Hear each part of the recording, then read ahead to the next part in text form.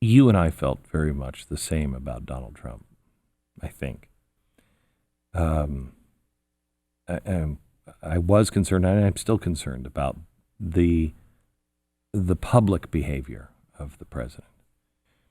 However, I will tell you, at times it feels really good to see him just punch people in the face, and that's not, I'm not saying that's a good thing, but you have that human reaction.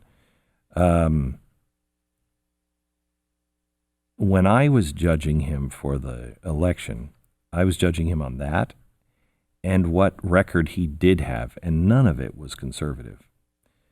The president's not a conservative, but he has done and accomplished some amazing things, Israel probably being paramount on that.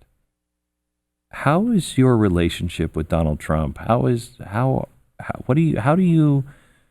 you view him now going into this next election? You're exactly right. I had some concerns with him, and I was probably more vocal than many would have been at the time at expressing those concerns. I have been pleasantly surprised at what he's done. Now, I don't agree with him on everything.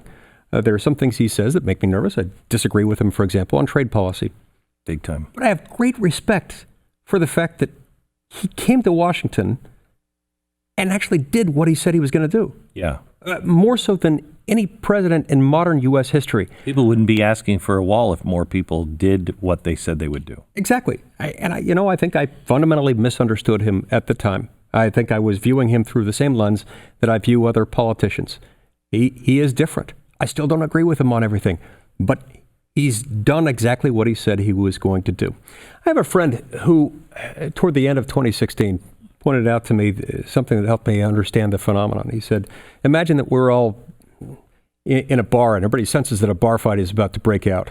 And all of a sudden there's one guy who's big and strong and tough, and he takes out a beer bottle and he breaks it across the table and he holds it up and brandishes it against those who are opposing him. Everybody has to decide which person to line up behind. They're probably going to line up behind that person. Mm-hmm. I think that resonates with what happened in 2016. I think people had had enough, and they wanted somebody who would go in and knock over a few tables.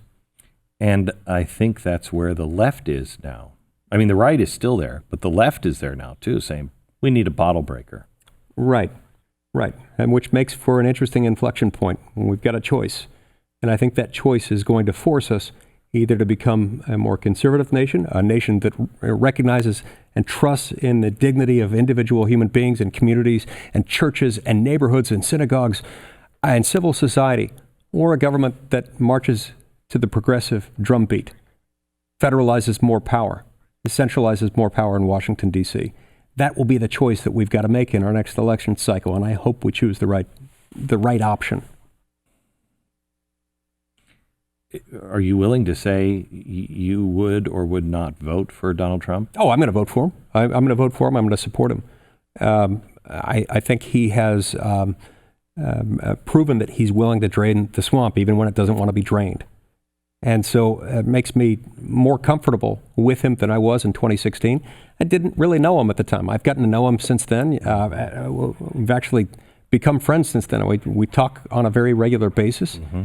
And, for the first year, he would routinely remind me of the fact that I was hard on him in 2016. It finally stopped toward the end of 2017 when I said, look, that's behind us now. We've worked together a lot, and he doesn't bring it up anymore.